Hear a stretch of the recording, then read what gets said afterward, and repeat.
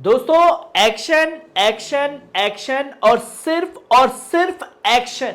ये जंग जो है सिर्फ एक्शन मांग रही है, जिसकी तस्वीरें लगातार लोगों के सामने आती जा रही हैं। और मैंने जंग की शुरुआत में ही बताया था कि इस जंग के कई मोर्चे जो हैं वो खुलेंगे। और अगर मैं जंग की हर एक अपडेट को सामने रखूंगा तो फहरिस्त जो है लंबी हो जाएगी, पर इस एक्शन के रिएक्शन की जो प्रतिक्रिया शुरू हुई है उसको समझना जरूरी है। जहां 7 अक्टूबर को हमास ने एक्शन लिया इजराइल के खिलाफ, इजराइल ने पलटवार किया हमास के खिलाफ, और हमास के खिलाफ नहीं बल्कि गाजा के मजलूम लोगों के खिलाफ।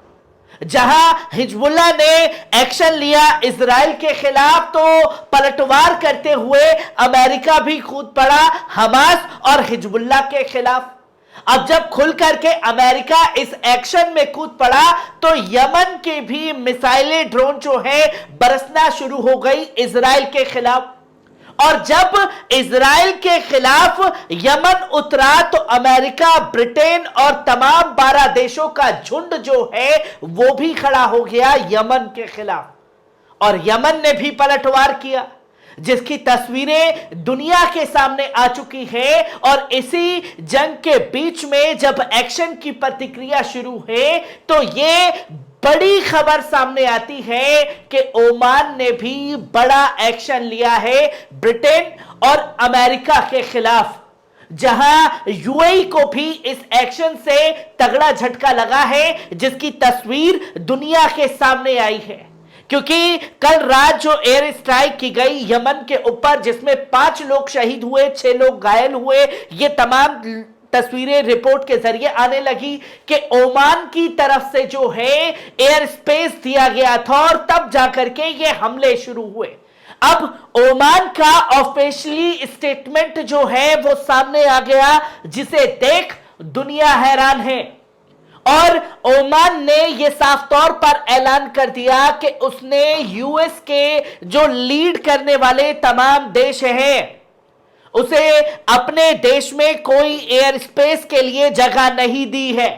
और जो हमला यमन के ऊपर किया गया, वो हमले के लिए एयर स्पेस जो है, उड़ाने जो फाइटर जेटों ने भरी, वो ओमान से नहीं भरी थी बल्कि यूएई, बहरीन से भरी गई है, जिसका खुलासा खुद किया गया। और जब यमन के ऊपर हमला हो गया तो बड़ा एक्शन लेते हुए ये तमाम देशों के लिए अपने एयर स्पेस को बंद कर दिया है ओमान ने।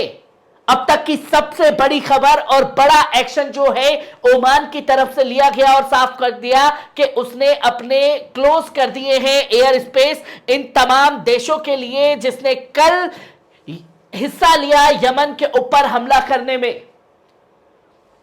और तो और साफ तौर पर कई बड़े ऐलान ओमान की तरफ से किए गए, जहां यह बताया जा रहा था कि कल जो सपोर्ट किया गया, ओमान ने अथॉरिटीज दी और पूरी तरीके से मिलिट्री ऑपरेशन चलाया गया यमन के खिलाफ।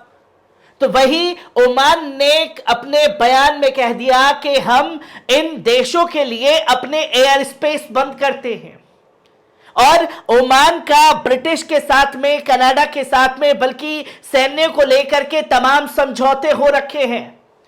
ऐसे में उन समझौतों को लात मारते हुए साफ तौर पर कहा कि हम अपने देश में एयर स्पेस की जगह नहीं दे सकते जहां यमन के ऊपर हमले किए जाएंगे। ये बड़ी दिलेरी जो है वो खास तौर पर दिखाई गई और ये ऐलान जो है खुल करके कर दिया गया है। और ये बताता है कि कल रात जो ये हमला हुआ, ये अरब देशों में एक आग की तरह फैलेगा और इसको सब लोग इस आग में झुलसने वाले हैं। जहां ये खुल करके ऐलान किया गया और बताया कि एक पावरफुल कलेक्शन है और इसके लिए बड़े कदम उठाने चाहिए।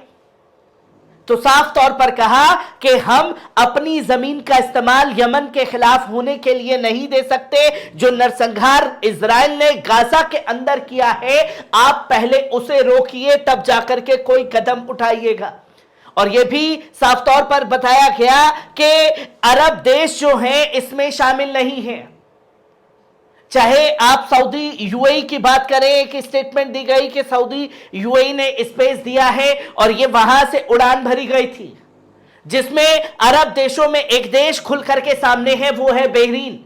और बहरीन की तरफ से एयर स्पेस के लिए जगह दी गई, जो कल रात बड़ा हमला किया गया यमन के ऊपर, जिसकी तस्वीर सामने आई और ओमान ने यह ऐलान कर दिया कि कल रात के हमले के बाद हम अब अपनी जगह नहीं देंगे, जो कि एक बड़ा एक्शन है।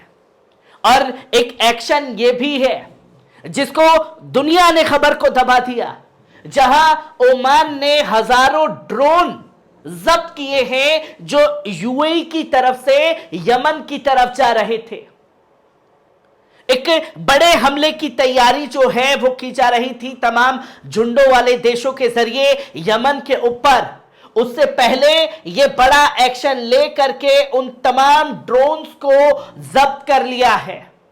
किस तरीके से इसे पहुंचाया जा रहा था यह जानना समझना जरूरी है। जहां ओमान की अथॉरिटीज ने, कस्टम अथॉरिटीज ने यह बताया कि शिपमेंट पर ड्रोन दागने के लिए यूएई की तरफ से बड़े हमले किए जा रहे थे।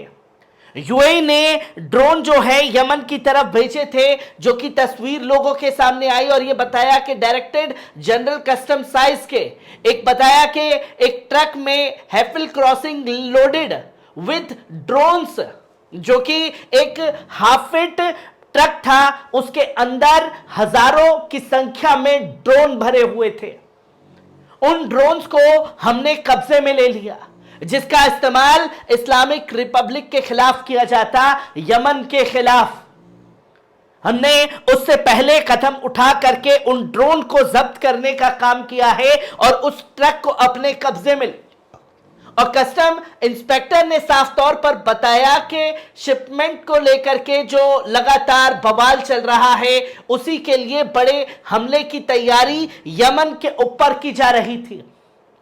और जब तमाम तहकीकात की तो यूएई का इन्वॉल्वेशन यहां भी देखने को मिला, जहां हजारों की संख्या में उसके उधर से ट्रक चले और यमन की तरफ जा रहे थे, उसे अपने कब्जे में ले लिया। और जब उसकी जांच पड़ताल की गई तो ये सारे ड्रोन जो हैं ब्रिटेन के निकले, एक बड़ी योजना के तहत बता रहे थे। और इससे पहले साफ तौर पर अंसारुल्लाह ग्रुप की तरफ से यह कह दिया गया था कि यूएई जो है भाड़े के सैनिक बुला करके, भाड़े के हथियार बुला करके हमारे ऊपर या किसी और शिप के ऊपर बड़े हमले कर सकता है। और वो हमला ये दिखाएगा कि यमन ने यह हमला किया है ताकि मोर्चा हमारे खिलाफ खोला जा सके।